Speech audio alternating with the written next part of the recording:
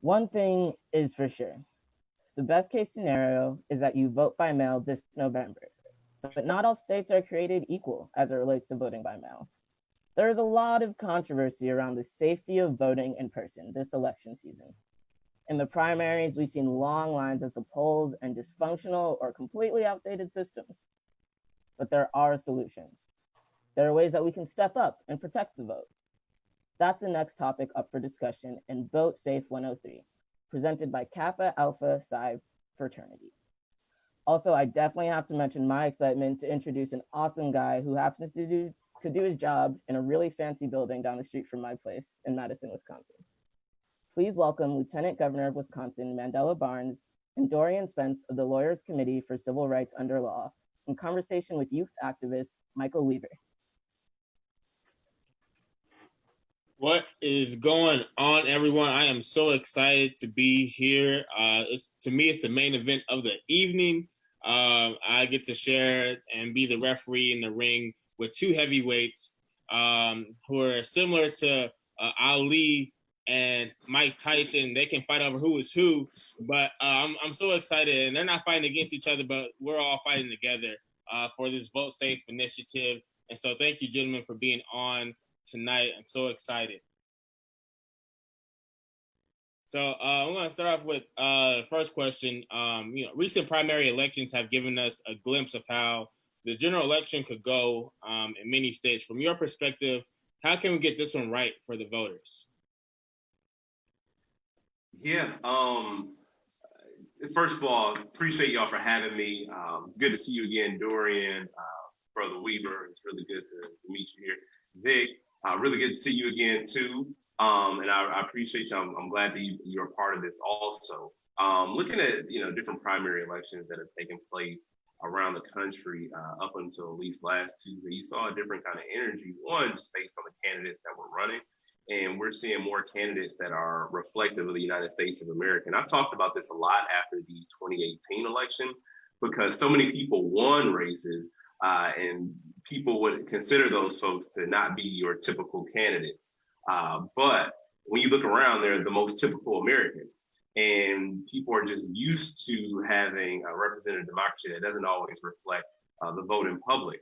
But that's changing. And hopefully, as primaries transition into general elections, that same energy is maintained or increased so that we have a huge turnout, but making sure that elections are done safely, because we are still in the middle of the pandemic. Who knows when there will be a vaccine for COVID-19. So with that being said, it's important for us in our respective states to make sure that there are safeguards and other voting options that are made possible to make voting as accessible as possible. Absolutely. And to follow up on that, Mandela, one way that we make sure we get this right this time around is that we have to turn out, right? In 2016, I want to say only 59.6% of eligible Black voters showed up to the polls on that day. That's around 15 million, when the total number that should have showed up been somewhere around 27 million. And the way that voter suppression works is that it relies on shaving off a couple of votes here and shaving off a couple of votes there. And next thing you know, you can sway an election. And I have to take note of what today is. Today, we celebrate the 7th anniversary of the Supreme Court ruling of Shelby County versus Holder, which stripped the heart out of the Voting Rights Act of 1965, which provided a mechanism for the most insidious voting districts to have to get their vote changes or their voting changes pre-cleared by the federal government. So if these voting districts were to shorten polling hours or move a polling location from an HBCU to the local sheriff's office, the Department of Justice would have to pre-clear that change before that change could take effect. Now, I alluded to this at the beginning, but you protect voting and you get voting right by participating in the process, right? If you vote the right people into office, they can make changes to further protect voting. Right now, pending in the House of Representatives, we have a bill to restore the Voting Rights Act, which was laid dormant 7 years ago. So the more people that we have who are like-minded and who are willing to take measures to protect the right to vote, we make sure we can get it right, or even more right, further down the line. You both mentioned the importance of voting. You both brought up COVID-19. with students being at home, college students being at home due to COVID-19, should they vote in their home state or should they vote where they're returning to school? For voter registration purposes, you vote where you are typically domiciled, where you consider to reside, right? So if that is on your college campus, or if you consider yourself a resident of, Montgomery, Alabama, because you keep your primary residence there, then you would vote in Montgomery, Alabama. However, if you still consider yourself to be a resident of your home city, like mine in Cincinnati, Ohio, you would register there as long as you clear the prerequisites for being a registered voter there, whether it be 1 month, 30 days, 6 months, or a year. Where you typically reside is where you typically would register to vote.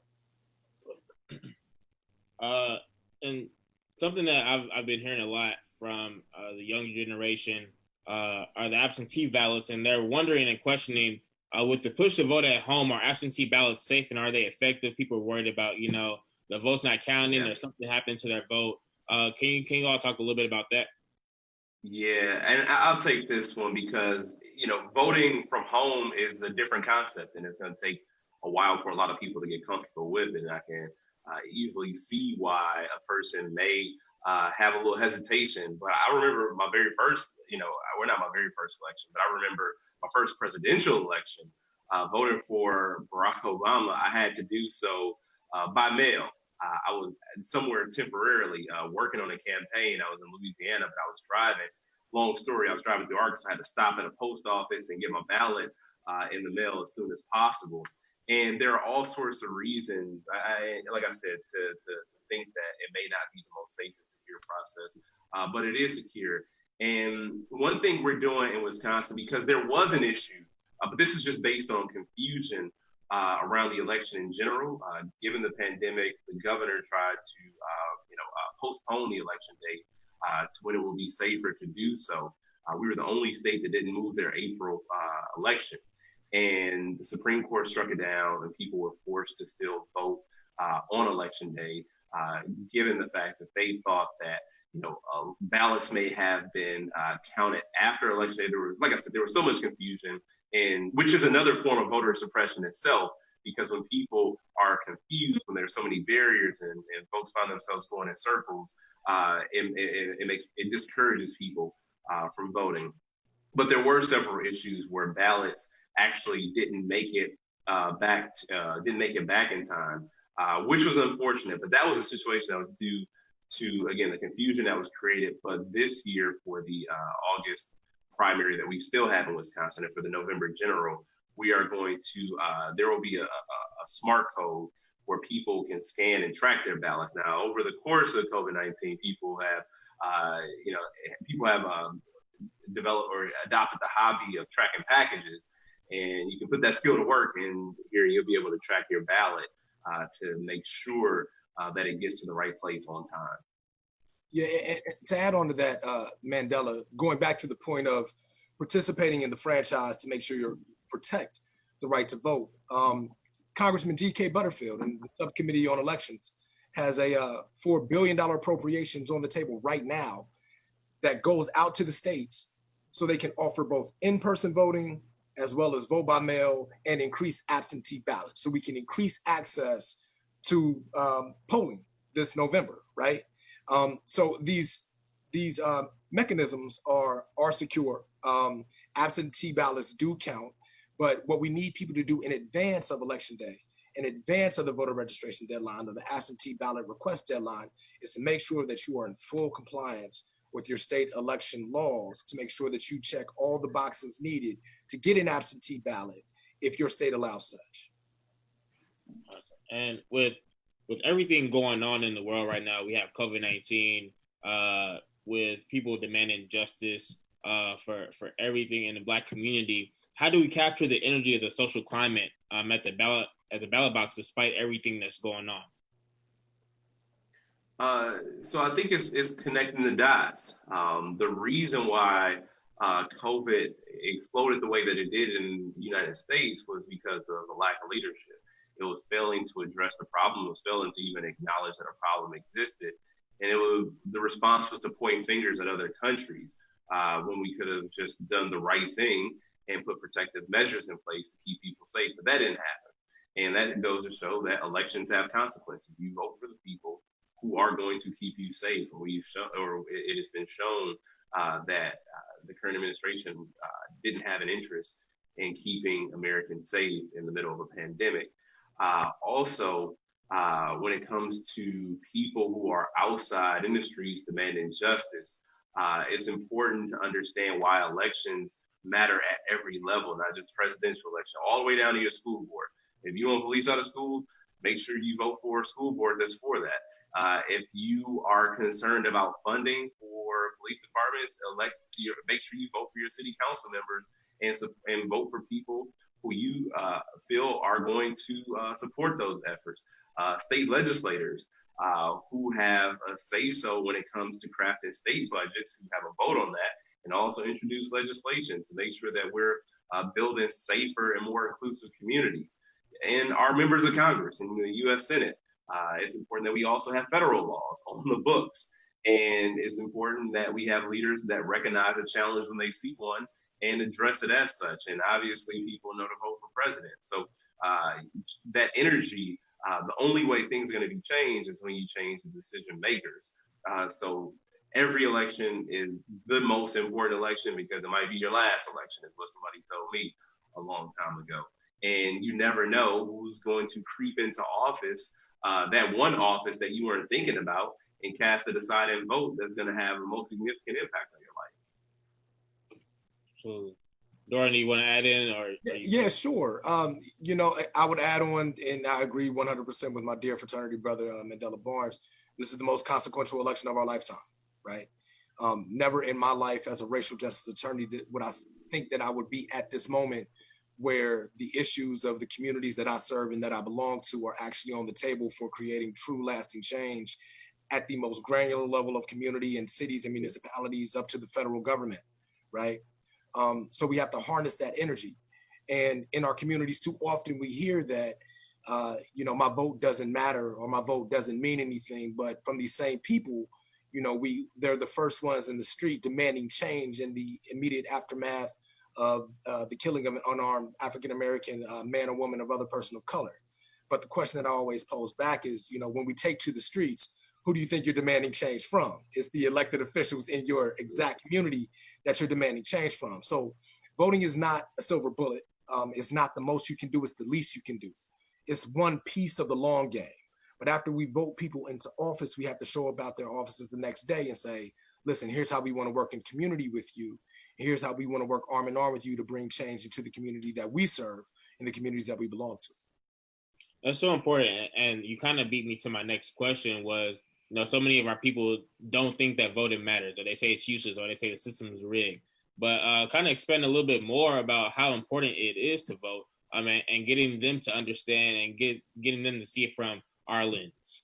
Well, here's what it breaks down to, honestly. I believe that as a community, especially as progressives, we have to reorient ourselves and what it means to vote, right? It's not just advancing the ball, it's also protecting the gains that you've made over the past decades or 100 years, right?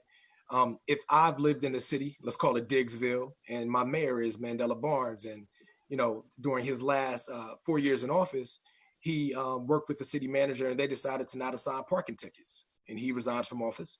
And you have two candidates on the ballot. Just because the next candidate on the ballot doesn't want to, do away with paid parking whatsoever, but the other candidate on the ballot wants to roll back Mandela Barnes's moratorium on parking tickets. Just because I don't like what one is doing doesn't mean I abstain from voting wholly, right? I have to protect the gains that I've made across the board and not take a step backward by withholding my vote just because I don't like either candidate's platform. Does that make sense, right? So we have to absolutely do everything that we can to maximize our potential and maximize the power that we have in our communities, and also protect the gains that we made over the decades. Yeah, and I would just add that there's a saying that bad people get elected by people who don't show up to vote. That's powerful. And we live in an age where social media and technology is the big thing right now. What do you think is the most effective way to use those resources to our advantage? It's a good one. So I will say that there's a lot of disinformation out there, and sometimes it comes from people that we know, not even intentionally. People aren't necessarily doing this to be nefarious, but we all got relatives and family members who accidentally share something that they thought was true, they thought was a fact, but we know better. And I think one thing on social media that we can do is be better about addressing those and, like, you know, DMing somebody and say, hey, you know, this is actually not true, and helping to helping to get out a lot of that out of the atmosphere. But it's also important for us to talk about ideas and talk about a vision. When you live in a city or you live in a state and there are problems, I think it's important to have those conversations on social media about what could be done to change things. There's so much negativity on social media, and I'm trying my best to encourage people to spread a little positivity. And I'm even saying that to myself because I still have work to do in that regard. But I think it's important for us to promote the ideas that we do care about, and also promote the candidates that we care about and the ones that share our interests, and to spread that accurate information, not just about politics or policy, but also about election days, about the process for requesting an absentee ballot, and the process to even register to vote, because that is helpful as well.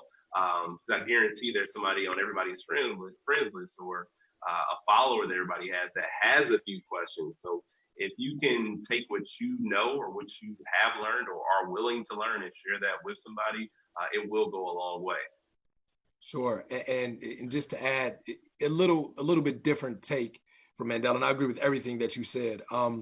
One of the pieces that we see here at the Lawyers Committee for Civil Rights around elections and around election time, whether it be early voting or what have you, is people being confused about the rules in their particular location. And the Lawyers Committee for Civil Rights is a nonpartisan racial justice organization. We've been around for over 55 years, actually 57 years last week. And we are also the leaders of the nation's largest and oldest nonpartisan voter protection coalition called Election Protection. 1-866-R-VOTE is the number that we ask everyone to dial, no matter what your political stance, no matter if you're white, black, Asian, in between, it doesn't matter.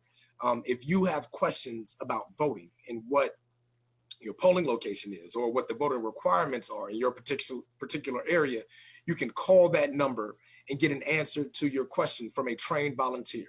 So the one thing that we could do on social media is to spread that information, 1-866-OUR-VOTE, election protection, and you will be able to get answers to any of your questions about voting that you may have. So we have time for about 2 more questions. And Dorian, this one's more catered to you. What measures can the March on Voters Protection Corps, supported by the Lawyers Committee, take to protect voters during this pandemic? I'm sorry, can you repeat that question one more time? What measures can March on Voters Protection Corps, which is supported by the Lawyers Committee, take to protect voters during the pandemic? Well, number one, we need volunteers, right? We need volunteers who are going to be at polling locations, volunteering with the coalitions that we have in the states to protect the right to vote. We need partnerships with secretaries of states across the country. So when something does go wrong at a polling location, we can contact the right people up the chain of command and down the chain of command and horizontally and vertically to make sure that we can get an answer to the questions that we have. But we also want to push our coalition members and every individual on this call to come up with a voting plan, right? Many of you have not had your state primaries yet.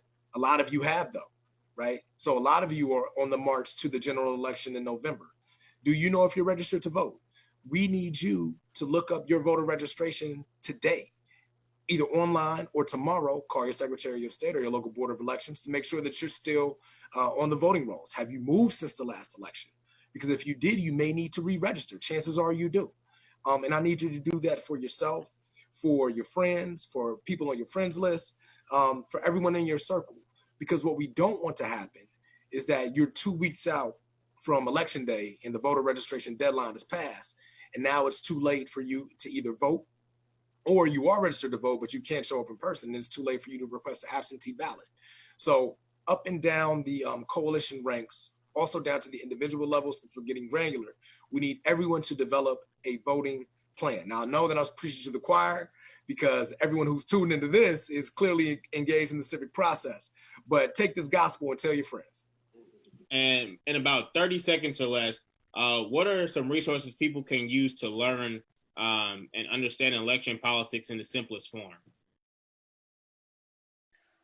So quickly, I'll say go to your state's election website. In some states, there's an election commission. In other states, the Secretary of State runs elections. So it's important to go there. I know ballotpedia.org is one resource where folks can research candidates to see what they're talking about. I think that may offer one of the most comprehensive and up-to-date databases on exactly what's going on. There's also information on referenda that may be going on in your particular state as well. So ballotpedia.org, and whatever your state's, whoever administers elections in your state, it's important to check them out. Dorian, did you want to add anything, or are you good? Sure, not necessarily on the political side, but 1-866-R-VOTE or election protection. If you Google it, you can look up your own state and find almost any question that you have related to voting. If you want to dial the number, we answer all questions from I don't know where my polling location is to what's my voter registration deadline. And even on election day, if you run into problems at the polls, we can get it fixed for you. Chances are we have someone in your area who might be willing to come to your polling location to help you out. Awesome. And honestly, the world is dying to know. The people want to know, what is the best fraternity known to man? They're asking questions they already know the answer to. Kappa Alpha Psi Fraternity Incorporated. There's only one. It's only one. There's only one. And after that, I want to say yo to you all. Thank you all for being on the call. Thank you all for sharing some knowledge and some insight. We appreciate you. Lieutenant Governor Barnes, I'll be up your way this fall, getting my master's at University of Wisconsin, so I look forward to seeing you there. We'll definitely connect, man. We'll definitely connect. Congratulations on that. Thank you. I appreciate you, brothers. Keep doing the work that you all are doing. I say yo. Yo. Yo.